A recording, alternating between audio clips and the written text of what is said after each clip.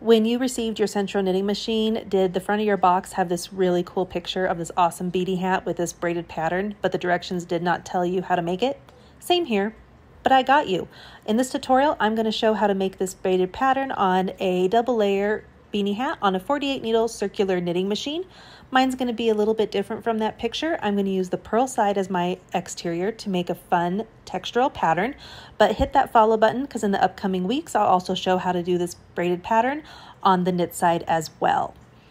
First things first, I'm going to cast onto my machine. I like to start at the 48th needle and I hook the yarn underneath the needle in the front. Then I'm going to go to the back side of the next needle, so over, and then we're going to go back under the next and then over again. And you're going to do this over and under each needle one time around till you get back to your white needle. And you don't want it too tight and you don't want it too loose either. Next, right before you get back to your 48th needle, we're going to put the yarn down in the yarn holder and then we can crank out as many rows as you want. I'm going to do 60. Once 60 rows is done and I'm back at my white needle, now we're going to do our drop stitch to make that braided look. So here are my 60 rows, and the one thing you want to make sure you do is you don't want to drop all of your stitches down to your cast on. So I'm only going to drop 58 stitches. So this is my 48th needle, my white needle, so I'm going to drop the stitch at my number 1 and number 2 needle. To do this, I like to use a loom pick, and we're just going to take the yarn and we're going to, if it got caught under the number 1 needle, you can back it up just slightly so you can pull up the needle and put the yarn to the back side. And so we're on purpose dropping that stitch on our number 1 needle and then on our number 2 needle. Next, for our 3rd needle, I'm going to make sure it's all the way down in the yarn holder for my yarn, and I'm going to have the number 3 needle catch the yarn so it hooks it in place. And now we're going to take our loom pick and we are going to pick out these stitches. So take the loops off of the 2 small pegs of your number 1 and number 2 needle, and now we're going to drop the stitches by picking them out. And as you can see, as I'm picking these out, there are 2 little loops, and those 2 loops you want to keep intact, so you don't want to drop all of the stitches down to the cast on. So that's why I'm going to just pick out 58 stitches going all the way down like so. Once I get all the way down, we're going to take those 2 loops and I just pull them a little bit so they are out. You just got to be careful right here. And I pick them up with my loom pick. And then I kind of give them a little bit of a tug so they're a little bit more open and I have more room to work with. And then I'm going to transfer them over onto my crochet hook. And so once you get these on to these 2 loops onto your crochet hook, the next thing you're going to do is take these horizontal bars that you dropped and we're going to pull the 2 loops over the horizontal bars. Now you want to end with just 2 bars at the very end. So what I did is for my first one, I put 2 bars on my crochet hook and I pull them through.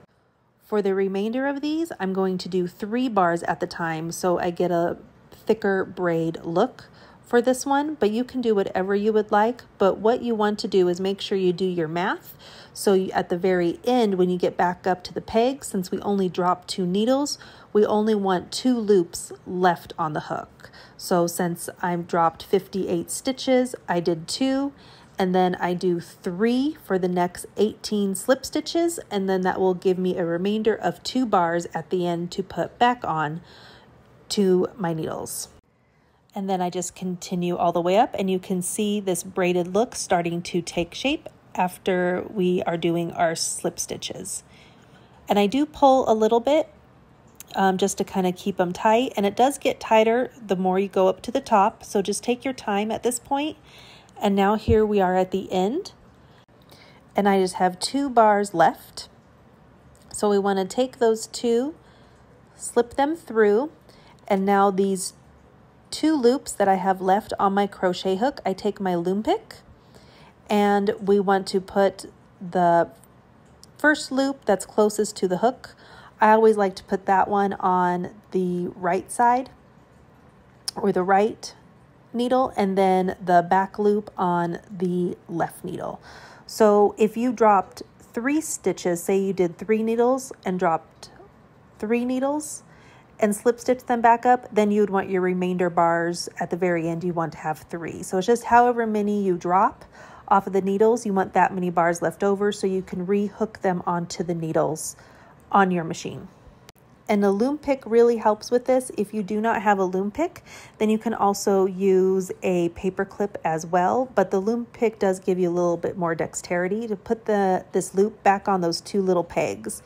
And usually I have to put just the first loop on one of the little pegs because it's a little bit finicky. So just take your time when doing this. And if you can't get them on both pegs to start, that's okay. Just keep it on the one, and then take the other loop off of the crochet hook, put it on your other needle, and then get the loops around both pegs. So sometimes it's easier using both the crochet hook and the loom pick to do this. Sometimes it's easier to use your fingers to get that loop over both of those small little pegs, like so. And so next what I did is you could do now as many of these slip stitches as you want. I'm going to do 4. So for the next one, I did the 12th and 13 needles. I dropped those ones and then braided it back up. For the 3rd braid, I dropped the 24th and the 25th needle. And then for the 4th braid, I dropped the stitches at the 36th and 37th needle. So I just did 4 braids for this hat, but you can do however many you would like. And you're just going to do the same thing. You're going to drop the stitches and then you're going to slip stitch them all the way back up. And so I'm just fast forwarding this so you can see the 2nd braid going up. And then you just want to be consistent with ending with 2 of those bars left on your crochet hook and then put them back onto your machine. So next, after you get your other ones done, now we're going to crank the remainder of our rows. So once you get back around, now we're going to start cranking them down, but you want to make sure that loop doesn't pop off of your needle. So when I start to crank these rows, I take my loom pick and I hold the loop of the yarn so the needle comes up and it doesn't pop that piece of yarn over. And then once it goes through the yarn tensioner, now it's hooked into place. And then you can crank your remaining rows once you've done that. So after I did the braids, I did an additional 70 rows to get a total of 130 rows for my hat. And this does not include the cast on or the cast off. And then here I'm just casting off the project with my needle. And then next we're going to make our double layer beanie hat, which is just like making a normal beanie hat. And we can finish making our double layer beanie hat. So the side that was just the rows with no drop stitch, that's going to be my inside layer. And I put both tubes on the same side of the hat, and then the exterior is the part that's going to have the drop stitch. Now you can complete your hat just like normal. You can take those 2 tubes, and there's our double layer right there. So that's going to be the bottom.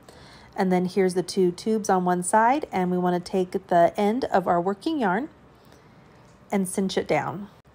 So I like to cinch it down and then I make a knot with the yarn so it doesn't come undone.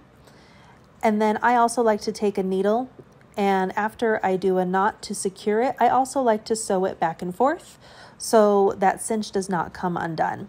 And then I do the same thing with the outside layer of my beanie hat. I cinch down that part, make a knot, and then I sew it back and forth again a few more times to make sure it is secured. And then I also tie the tail ends together a few times as well on the outside and the inside. Next, I tie the 2 tail ends of my yarns together and I put them through the 2 layers of the beanie hat and cut off any excess. If you would like to add a pom-pom, you can also do that. These are pom-poms I get off of Amazon that have an elastic band on them, which makes them really easy to put on. They are in my Amazon storefront. The link is in my bio. And there you have it. There's your beanie hat with the braided pattern. Please like and follow for more, and happy crafting.